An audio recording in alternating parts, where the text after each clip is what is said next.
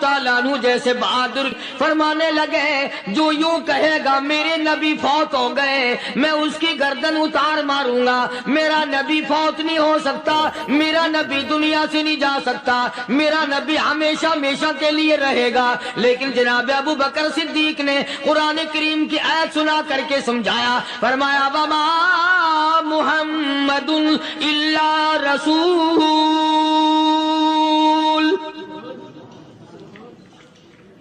قد خلت من قبلہ الرسل۔ ہر نبی آئے رخصت ہو گئے، ہر نبی آئے رخصت ہو گئے، دنیا نہ پائیدار جگہ ہے، عارضی زندگی، مستعار زندگی، نہ پائیدار زندگی، فانی زندگی ہر کوئی لے کے آتا ہے، جب جانے لگتا ہے تو پتہ بھی نہیں چلتا۔ اس لیے مجذوب کہتا کہ سونے چاندی کی چمک بس دیکھنے کی بات ہے، سونے چاندی کی چمک بس دیکھنے کی بات ہے، اور 4 دن کی چاندنی پھر اندھیری رات ہے، قبر میں ہمیشہ اندھیرا رہے گا۔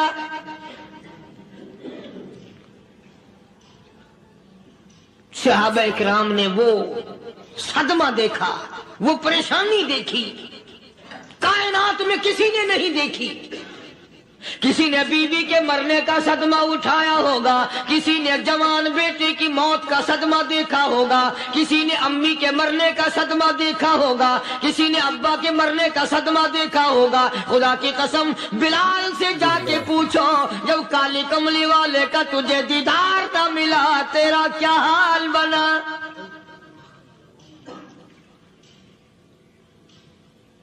صحابہ اکرام نے وہ عشق نبھایا، کمال کر دیا۔ بڑے سے بڑی مصیبت آئی، اسلام کا سودا نہیں، ایمان کا سودا نہیں، دنیا کی طرف آئے ہی نہیں۔ کون ان حضرات کا مقابلہ کرے گا؟ کئی لوگ کہہ دیتے ہیں جی صحابہ انسان تھے، ان سے بھی غلطی ہو، میں ٹھیک ہے، میں کہتا ہوں تھے تو انسان، پر یہ دیکھو شاگرد کس کے ہیں۔ صحابہ ہیں تو انسان، پر یہ اندازہ لگاؤ مرید کس کے ہیں۔ صحابہ ہیں تو انسان، پر یہ سوچو کہ یہ مقتدی کس کے ہیں۔ صحابہ ہیں تو انسان، پر یہ دیکھو صحابہ اگر سپاہی ہے تو کالی کملی والا کمانڈر ان چیف ہے۔ براہ راست محمد عربی صلی اللہ علیہ وسلم کے صحابہ شاگرد ہیں، صحابہ حضور کے مرید ہیں، صحابہ حضور کے مقتدی ہیں، صحابہ حضور کی فوج کے سپاہی ہیں۔ ایک ایک نے کمال کر دیا۔ جناب ابو بکر صدیق رضی اللہ تعالیٰ عنہ فرماتے ہیں میں اچانک محلے میں جا نکلا۔ ابو بکر کہتا میری یہ عادت تھی، شروع پہ جو اسلام آیا مکے میں، چودھری مارتے ہیں، رئیس مارتے ہیں، سردار مارتے ہیں، کمزوروں کو مارتے ہیں، جو کلمہ پڑھتا تھا پہاڑ ٹوٹ جاتے تھے، پیر پکڑ کر مکی کی گلیوں میں گھسیٹا جاتا تھا، چمڑا ادھڑ جاتا تھا۔ آج یہ بات کہنا بڑا آسان ہے، تبلیغی ساتھی سفر کرتے ہیں، تکلیف اٹھاتے ہیں، اگر جی جاؤ کافروں کو کلمہ سکھا کے آؤ، اور کلمہ تو تیرے پلے نہیں تو کافروں کو تو پھر پہنچائیں گے نا۔ 80 سال کی عمر ہے، کلمہ صحیح نہیں آتا، قبر بالکل سر پہ ہے، موت سر پہ ہے، قبر سامنے ہے، پھر بھی کلمہ نہیں آتا۔ اور میں تو کئی مرتبہ کہا کرتا ہوں کہ یہ بھی فکر کیا کرو کہ اس نبی کی ذات پر تم درود پاک پڑھتے ہو صلی اللہ علیہ وسلم، جس کی ذات پہ خود خدا درود بھیجتا ہے، فرشتے بھیجتے ہیں، ہزاروں بار مشک و عنبر سے منہ دھو کر کے اگر درود پڑھو تو ڈرنا چاہیے بے ادبی نہ ہو جائے، تو غلط ہو درود پڑھتا ہے نبی کی ذات پہ۔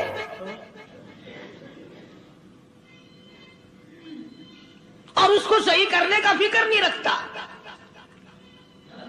چنانچہ ابو بکر صدیق رضی اللہ تعالیٰ عنہ چکر لگاتے لگاتے ایک محلے میں جا نکلے. وہاں جا کے دیکھا ایک نوجوان ہے، غریب صحابی، نادار صحابی، مفلس صحابی، کافر کا غلام ہے، کالی کملی والے صلی اللہ علیہ وسلم کا کلمہ پڑھتا ہے. کافروں نے پکڑ کر گرم گرم ریت پہ اوندا کر کے لٹایا ہوا ہے اور کئی کافر اس صحابی کی کمر پہ چڑھ کر لتاڑ رہے ہیں،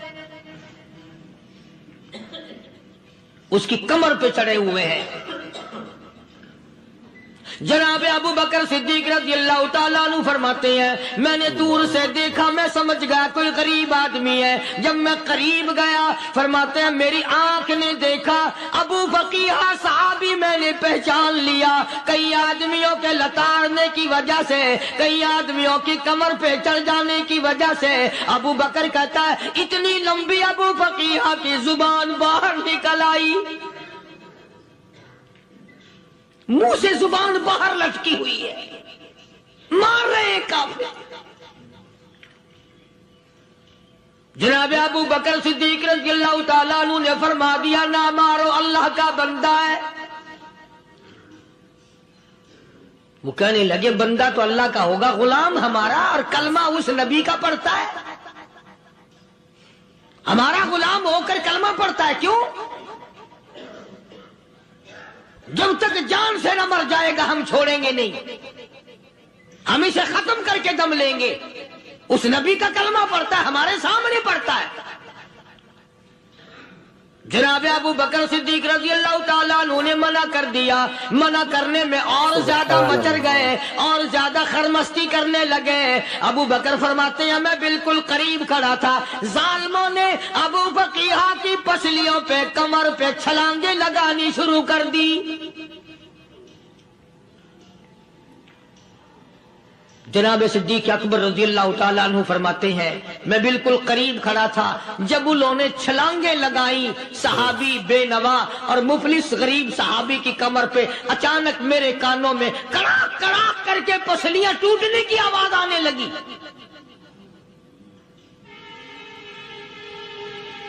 میرے سے برداشت نہ ہوا، میں برداشت نہ کر سکا. جناب ابو بکر رضی اللہ تعالیٰ عنہ فرماتے ہیں میں نے کہا ظالمو سودا کر لو، میں خرید لوں گا. انہوں نے جو منہ مانگے دام مانگے، جناب ابو بکر صدیق رضی اللہ تعالیٰ عنہ نے وہ دام دے دیے، پیسے دے دیے. ہاں غریب کی ہمدردی کی، مظلوم کی ہمدردی کی. آج ہمارے پاس جو پیسہ ہے وہ کنجری پہ خرچ ہو سکتا ہے، بدماشی پہ خرچ ہو سکتا ہے، ٹیپ ٹلو اور فیشن پہ خرچ ہو سکتا ہے، اللہ کے دین پہ خرچ کرنے کی ہمیں توفیق نہیں ہوتی. سارے سال کی کمائی کا حساب لگائیں کہ ہم نے کتنا اپنے بیوی بچوں پہ خرچ کیا، کتنا اللہ اور اس کے رسول اور اللہ کے قرآن پہ خرچ کیا. 100-2% بھی نہیں بنتا. جناب ابو بکر رضی اللہ تعالیٰ عنہ نے ابو فقیہ رضی اللہ تعالیٰ عنہ کو خرید لیا، کافروں کے نیچے سے نکال لیا، کپڑے جھاڑے، زخموں پہ مرہم پٹی کی. ابو بکر دوڑے دوڑے پانی کا پیالہ لے آئے اور فرمانے لگے ابو فقیہ تجھے بڑی مار پڑی ہے، بڑی تکلیف پہنچی ہے، میں نے تیری زبان باہر لٹکی ہوئی دیکھی، نکلی ہوئی دیکھی، خشکی آ گئی ہوگی، زبان پہ کانٹے جم گئے ہوں گے، تھوڑا سا پانی پی لے. ابو فقیہ کہتا ابو بکر تیرے احسان کا بدلہ خدا دے گا، تیری مہربانیوں کا بدلہ خدا دے گا. میں نہیں دے سکتا، تو نے پیسے خرچ کر کے مجھے آزاد کرایا، میں تجھے دعا دے سکتا ہوں. میں غریب ہوں، میں نادار ہوں، میں مفلس ہوں، میں مسکین ہوں، اور ابو بکر تنگ نہ کر، میں پانی پی نہیں سکتا. کیا بات ہے، کیوں پانی نہیں پی سکتا؟ کہنے لگا ابو بکر تجھے کیا معلوم ہے جن کی وجہ سے میری پسلیاں توڑ دی گئی، جن کی وجہ سے مجھے مارا گیا، جن کی وجہ سے مجھے لتاڑا گیا، جن کی وجہ سے میری پسلیاں توڑی گئی، جن کی وجہ سے میرا یہ حال کیا گیا، جب تک میں آقا کا دیدار نہ کر لوں میں پانی کی بوند پی نہیں سکتا. مجھے پہلے شربت دیدار پینا ہے. میں نے سرکار مدینہ صلی اللہ علیہ وسلم کی زیارت پہلے کروں گا، پانی بعد میں پیوں گا. او ابو فقیہ، تجھے تو بڑی سخت مار پڑی ہے، تجھے تو بڑی تکلیف پہنچائی گئی ہے، میں تجھے حضور کے دربار میں لے کے چلوں گا، تو پانی تو پی لے. کہتا کوئی مجنون بتاتا ہے، کوئی کہتا ہے دیوانہ، کوئی مجنون بتاتا ہے، کوئی کہتا ہے دیوانہ. یہ تو مرض عشق احمد کا ہوا بیمار میں بھی ہوں. ابو بکر تجھے کیا معلوم ہے، مجھے عشق لگا ہوا ہے، مجھے سوز و گداز لگی ہوئی ہے. میں اپنے دل میں کسی کو بسائے بیٹھا ہوں، جب تک اس آقا کا دیدار نہ کر لوں مجھے چین نہیں آئے گا.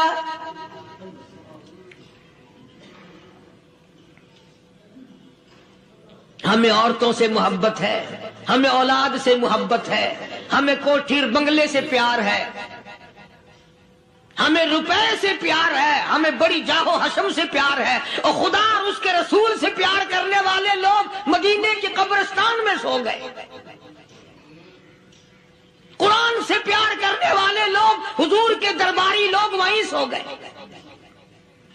اندازہ لگاؤ، کوئی مار کھا کے اپنے ماں باپ کے پاس جائے گا، کوئی بھائی برادری میں جائے گا، کوئی تھانے میں رپورٹ لکھوانے جائے گا، کوئی اسپتال میں سرٹیفکیٹ لینے جائے گا، کوئی ڈاکٹری کرانے جائے گا.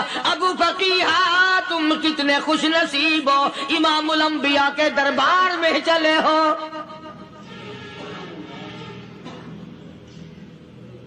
حضور اکرم سب کہہ دو صلی اللہ علیہ وسلم کے دربار میں ابو فقیہ کو لایا جا رہا ہے.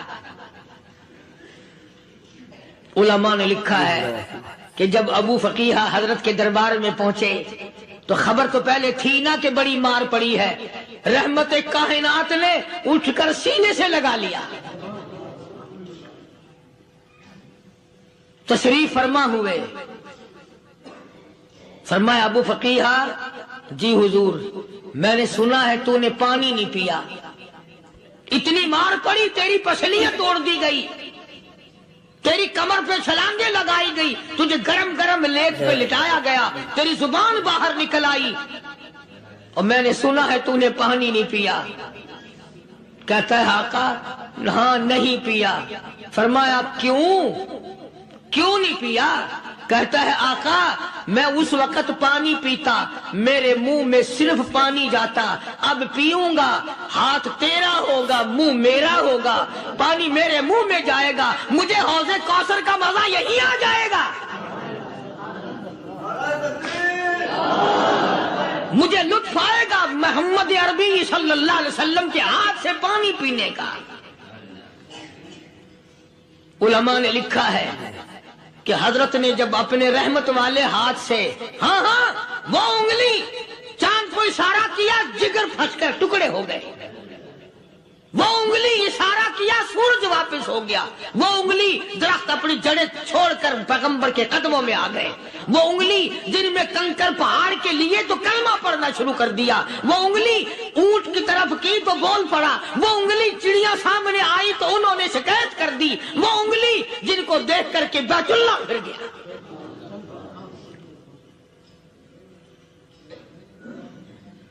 مدنی کریم صلی اللہ علیہ وسلم نے یوں پانی کا پیالہ اٹھایا، ابو فقیہ نے پیالہ پکڑنے کے لیے یوں آگے کو ہاتھ کیا، فرمایا اب وہی بات ہوگی، ہاتھ میرا ہوگا منہ تیرا ہوگا، میں اپنے ہاتھ سے پلاؤں گا.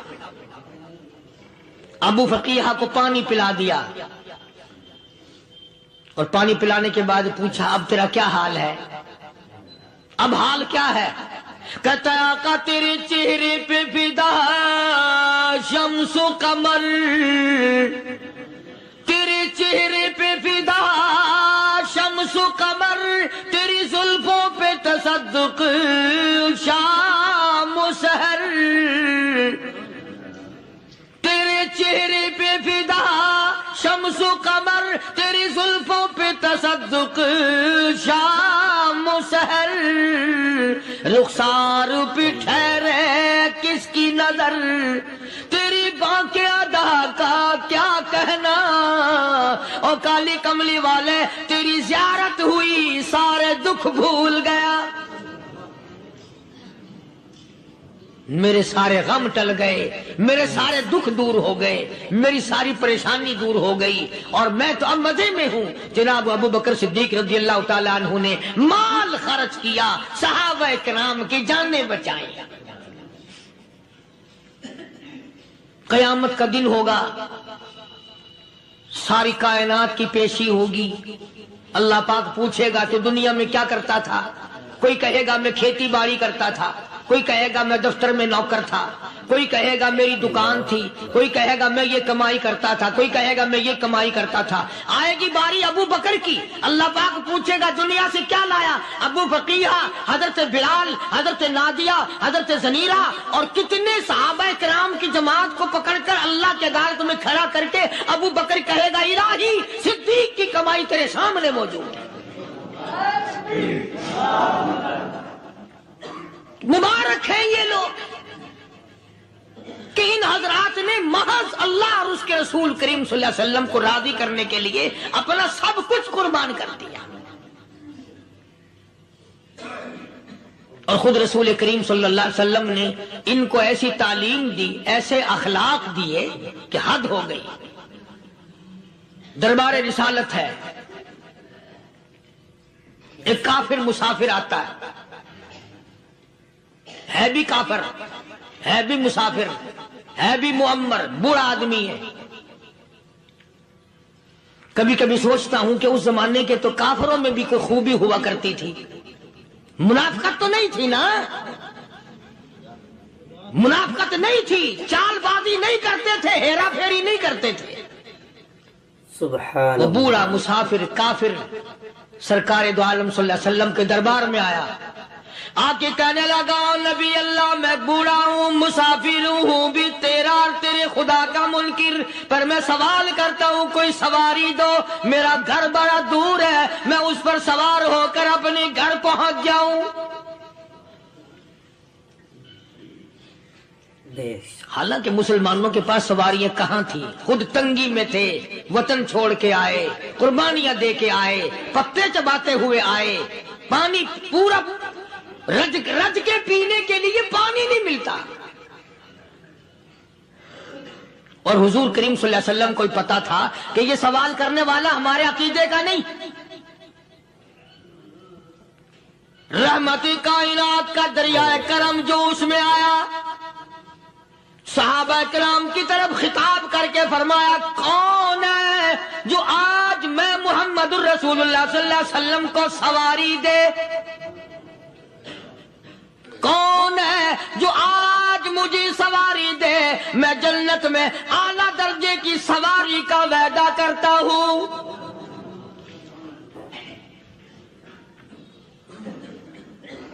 حضرت عبادہ بن ثابت رضی اللہ تعالیٰ عنہ صحابے اٹھے اور اپنی ڈاچی، اپنی اونٹنی حضور کے ہاتھ میں پکڑا دی، اور حضور نے اس مسافر کو دے دی کہ لے بھائی سواری تجھے مل گئی۔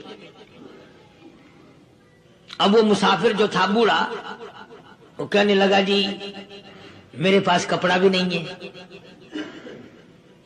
اب تم جیسا اگر کوئی سیٹ ہوتا نا آنکھیں نکالتا کہ ہم نے تیرے لیے یہاں کو ٹیکسٹائل مل چلا رکھے، سواری مل گئی تو اور آگے کو چل گیا، راستہ پکڑا پڑا جا۔ خدا جانے دھکے دیتے، خدا جانے مکے مارتے، خدا جانے کتنی باتیں بناتے۔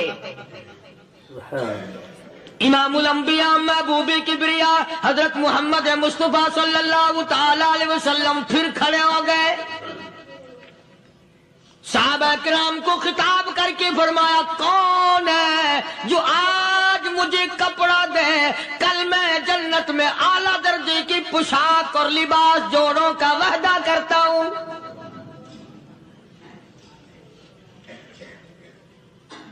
ایک صحابی نے اپنا کپڑا اتار کر حضور کے ہاتھ میں دے دیا صلی اللہ علیہ وسلم، یعنی ان کو کتنا یقین ہے حضور کی زبان پہ، سودا جنت کا ہو رہا ہے، زبان ہے کالی کملی والے کی، سودا ہو رہا ہے جنت کا۔ اور آج تمہیں سارا قرآن سنا دو، اس سنانے والے کا بھی ڈھلا تے سننے والا مولوی کہتے رہتے ہیں یار کوئی بات نہیں، جنت کس نے دیکھی ہے؟ صحابہ کرام میں سے کسی نے کپڑا دے دیا، حضور کریم صلی اللہ علیہ وسلم نے کپڑا لیا اور اس مسافر کو دے دیا کہ لے بھی کپڑا بھی مل گیا۔ ہے بھی کافر، اپنے عقیدے کا نہیں، اپنے قبیلے کا نہیں، اپنے خاندان کا نہیں۔ اب وہ کہنے لگا کہ نبی اللہ مجھے بھوک بھی لگی ہے، میں نے روٹی بھی کھانی ہے۔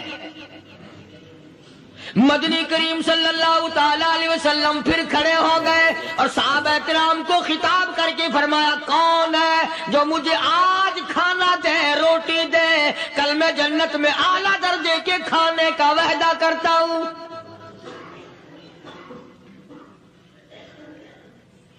اس سوال کا جواب پورے مجمع میں سے نہ ملا۔ یوں لکھا علماء نے 300 صحابہ کا مجمع بیٹھا ہوا تھا۔ فاقہ ہو 300 صحابہ کا بھی فاقہ، کالی کملی والے کا بھی فاقہ، 3 دن سے کچھ نہیں کھایا، کچھ نہیں ملا، کوئی جواب نہ ملا، صحابہ کرام کی جماعت خاموش رہ گئی۔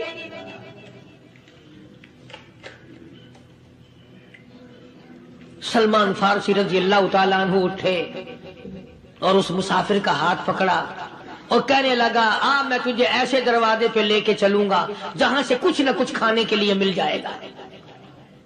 آیا ہے سلمان فارسی مسافر کو لے کر خاتون جنت سیدہ فاطمہ الزہرا رضی اللہ تعالیٰ عنہا کے دروازے پہ اور آواز لگائی یا اہل بیت رسول اللہ انطعموا فی سبیل اللہ، او نبی کی لخت جگر، نبی کی نوری نظر اور نبی کے جگر کے ٹکڑے اور کالی کملی والے کی بیٹی اے فاطمہ، ایک آدمی بھوکا ہے، کھانا کھلانا ہے، اس کے لیے کھانا بھیجو۔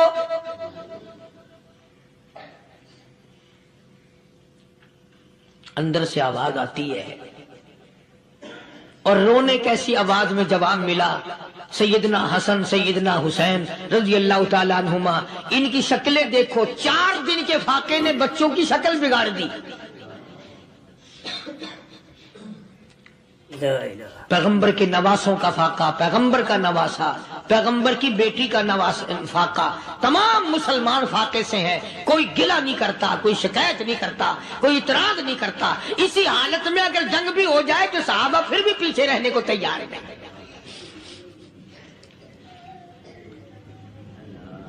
جب اندر سے یہ جواب ملا کہ تمہارا تو 3 دن کا فاقہ ہے، فاطمہ کہتی ہے میرا اور میرے بچوں کا 4 دن کا فاقہ ہے، تو سلمان فارسی اس مسافر کو لے کے واپس ہونے لگا۔ اندر سے آواز آتی ہے خالی نہ جاؤ، میرے سر کی چادر لے جاؤ، یہ لے جا کر یہودی کے پاس گروی رکھ دو، گہنا رکھ دو، غلہ لے آؤ، میں پیس پکا کے کھلا کے بھیجوں گی۔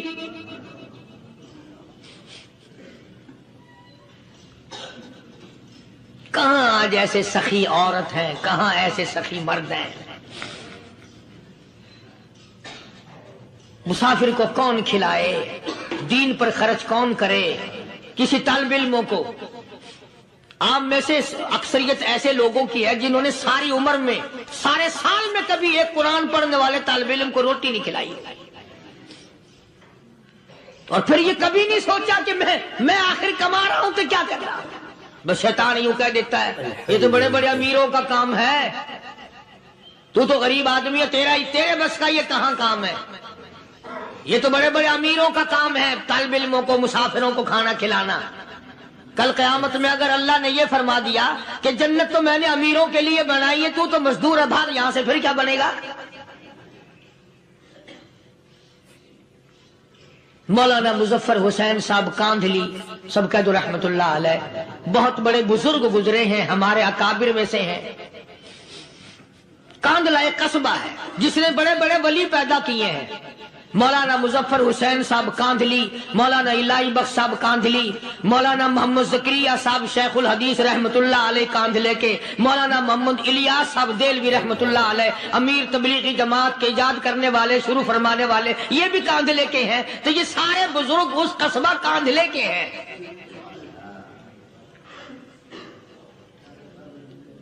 تو مولانا مظفر حسین پانی پت سے پیدل چل دیے اپنے کاندھلے کرانے کی طرف.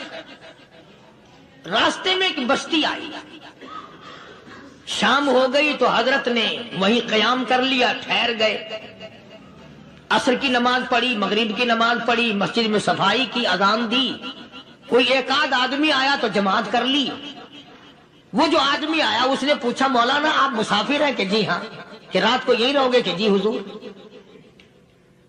وہ آدمی 3 روٹیاں لے کر آیا اور مولانا نے وہ تینوں روٹیاں کھا لی اور سو گئے. تو مولانا فرماتے ہیں کہ مجھے اس رات میں حضور اکرم صلی اللہ علیہ وسلم کا 3 مرتبہ دیدار مل گیا. 3 مرتبہ حضور کی مجھے زیارت ملی. مولانا فرماتے ہیں میں تو اگلے دن بھی وہاں ٹھہر گیا کہ یہ جگہ چھوڑنے کی ہے، جہاں اتنی بڑی دولت ملے یہاں تو ساری عمر پڑا رہے آدمی. تو حضرت فرماتے ہیں کہ اگلے دن وہی مسافر، مولانا مسافر ہیں، وہی آدمی ہے، 2 روٹیاں لے کر آیا. اور مولانا فرماتے ہیں میں نے 2 روٹیاں کھا لی تو اس رات کو مجھے 2 مرتبہ حضور صلی اللہ علیہ وسلم کا دیدار ملا. میں تیسرے دن بھی وہیں ٹھہر گیا. تیسرے دن شام کو وہی آدمی 1 روٹی لے کر آیا اور میں نے وہ روٹی کھا لی. تو اس رات کو حضور کریم صلی اللہ علیہ وسلم کی 1 مرتبہ زیارت ہوئی، 1 مرتبہ دیدار ملا. تو مولانا فرماتے ہیں میری سمجھ میں یہ بات بیٹھ گئی کہ یہ نہ تو جگہ کی برکت نہ بستی کی برکت، یہ تو اس کی روٹیوں کی برکت ہے. 3 کھائی تو 3 مرتبہ دیدار ہوا، 2 کھائی تو 2 مرتبہ دیدار ہوا، 1 کھائی تو 1 مرتبہ. یہ تو اس کی روٹی کی کرامت ہے. تو وہی آدمی جو روٹی لانے والا تھا وہ کہنے لگا مولانا کل آپ تشریف لے جائیں، یہاں نہ ٹھہرنا. تو حضرت فرماتے ہیں میں نے کہا کیوں بھائی؟ مجھے تو ایسی دولت مل رہی ہے میں یہیں پڑا رہا ہوں. وہ کہنے لگا اللہ والے آپ کو پتہ نہیں، پرسوں میں مزدوری کر کے اتنا ہی آٹا لایا تھا کہ 3 روٹیاں بنی. اتنا ہی آٹا بنا تھا، 3 روٹیاں بنی. میں اپنے نام کی روٹی اٹھا کے چل دیا. میری بیوی نے پوچھا کہاں؟ میں نے بتایا مسجد میں ایک اللہ والا مسافر ہے. وہ کہنے لگی میں بھی فاقہ کر لوں گی، میرے نام کی روٹی بھی اس مسافر کے لیے لے جا. کہتا ہے میں نے دونوں اٹھا لی. تیسری روٹی ایک بچہ ہمارا اس کے لیے چھوڑ دی. وہ بچہ کہنے لگا اچھا ماں باپ جنت میں جائیں، بیٹا کدھر رہے گا؟ میں بھی فاقہ کروں گا، میرے نام کی بھی لے جا.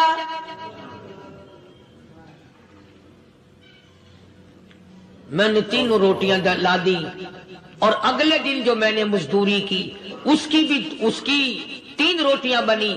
بچے کی حالت خراب ہو گئی تھی، اس کو دے آیا. ہم نے میاں بیوی نے چوتھے دن بھی فاقہ کر لیا اور آج بیوی کی حالت بھی خراب ہو گئی تھی. آج صرف اپنی لایا ہوں.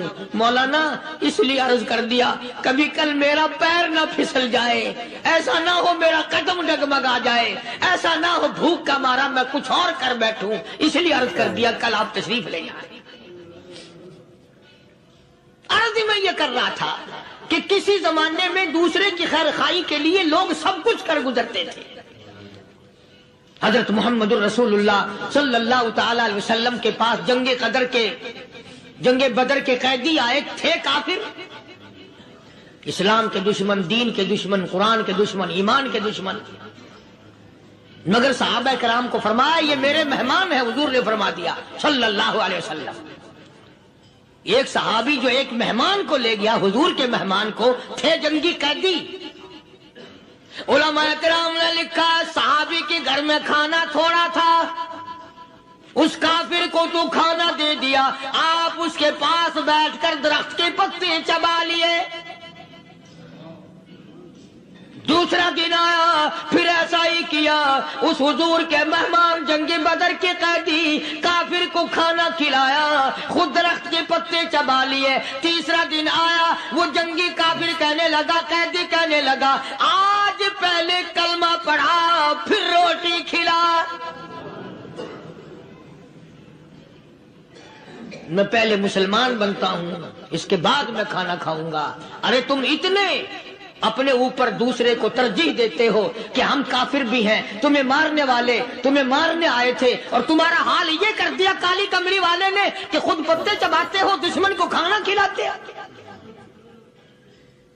خود درختوں کے پتے چبا رہے ہو۔ محمد صلی اللہ علیہ وسلم نے تمہیں اتنا اونچا بنا دیا، نگاہ نبوت نے تمہیں ایسا رنگ دیا، اور نبی کے دروازے نے تمہیں وہ دیا کہ قیامت آ سکتی ہے، مگر صحابہ تمہاری دولت نہیں چھین سکتے۔ تو فاطمۃ الزہرا رضی اللہ تعالی عنہا نے سر کی چادر اتار کر دے دی سلمان فارسی کو کہ یہ لے جا، یہودی کے پاس جا کے گروی رکھ دے، دانا غلہ لے آ، میں پیس پکا کے کھلا کے بھیجوں۔ سلمان فارسی کہتے ہیں رضی اللہ تعالی عنہ کہ ہم چادر لے کر کے یہودی کے پاس گئے اور یہودی کو سارا قصہ بتایا۔ اس یہودی نے چادر لے کر رکھ لی اور غلہ تولنے لگا دینے کے لیے، تو رو رہا تھا۔ ہم نے پوچھا تجھے کیا ہوا، تو کیوں رویا؟ کہنے لگا مسلمانوں، ہماری توریت میں واقعہ موجود ہے، قصہ موجود ہے، آخر الزمان پیغمبر صلی اللہ علیہ وسلم کی بیٹی کی دروازے پہ ایک بھوکا کافر مسافر آئے گا، اس کا پیٹ بھرنے کے لیے نبی کی بیٹی اپنی چادر اتار کر گروی رکھ دے گی، یہودی کے پاس غلہ منگوا کے کھانا کھلائے گی۔ آج توریت کی بات سچی ہو گئی، چادر آئی رکھی ہے، میں وہ یہودی ہوں۔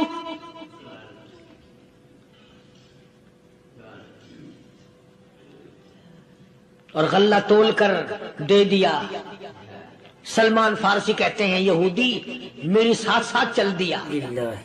خاتون جنت سیدہ فاطمۃ الزہرا رضی اللہ تعالی عنہا کے دروازے پہ آیا، اور جب ہم نے غلہ دے دیا، چادر بھی اندر یہودی نے پہنچا دی کہ میں چادر بھی واپس دینے آیا ہوں، اور سلمان کو کہنے لگا اب دیر نہ لگا، دیر نہ کر، کیوں؟ میری توریت نے تصدیق کر دی کہ یہ نبی برحق ہے، اب ایسا نہ ہو میرا دم نکل جائے، میں کفر پہ مر جاؤں، جلدی کر، مجھے سرکار کے دربار میں لے چل، میں مسلمان بنتا ہوں۔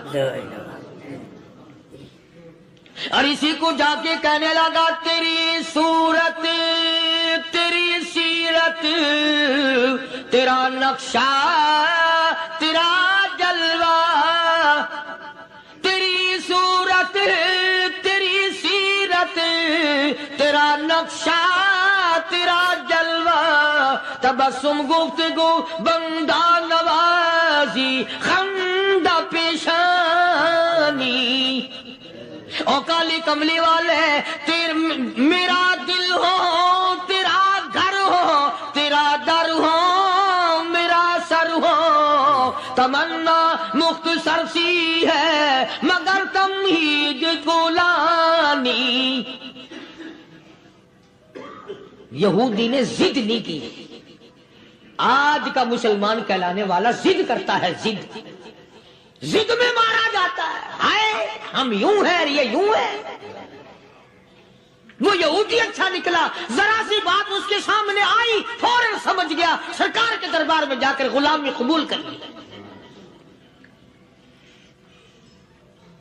بے شمار صحابہ کرام ہیں جنہوں نے اللہ کی راہ میں وہ دکھ اٹھائے، وہ پریشانیاں جھیلی۔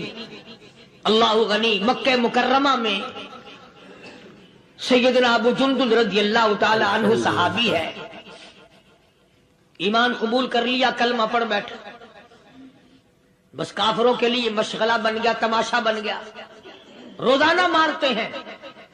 اندازہ لگاؤ مسلمانوں، ملتان کے رہنے والوں، سارا مکہ مارنے والا ایک ابو جندل مار کھانے والا، لڑکے مارتے ہیں، جوان مارتے ہیں، بوڑھے مارتے ہیں، پیر پکڑ کر مکے کی گلیوں میں گھسیٹے گھسیٹے پھرتے ہیں۔ رحمت کائنات حضرت محمد رسول اللہ صلی اللہ تعالی علیہ وسلم عمرے کے لیے تشریف لائے ہیں، کفار مکہ نے روک دیے۔ حدیبیہ میں مکے سے 6 میل پر حضور صلی اللہ علیہ وسلم تشریف فرما ہے، صحابہ کرام کی فوج ہے، لشکر ہے، سرکار دو عالم ہے صلی اللہ علیہ وسلم۔ ذرا توجہ کرنا، کلیجے پہ ہاتھ رکھ کے ابو جندل کے پیروں میں بیڑیاں ڈال رکھی ہیں، چلا نہ جائے، مدینے نہ بھاگ جائے، کھسک نہ جائے، نکل نہ جائے۔ ابو جندل یہ آس لگا کر، یہ آرزو لگا کر مدینے کی طرف چلا جاؤں گا، مسلمان قریب آئے ہوئے ان میں شامل ہو جاؤں گا، میں بھی آزادی سے نماز پڑھوں گا، کالی کملی والے کا دیدار کیا کروں گا، میرے مصیبتوں کے دن ختم ہو جائیں گے، میری تکلیف کے دن ختم ہو جائیں گے، میری مصیبتیں ٹل جائیں گی۔ گرتا پڑتا پہاڑوں کے اوپر سے چڑھتا اترتا بڑی مشکل سے حضور کے دربار میں پہنچا۔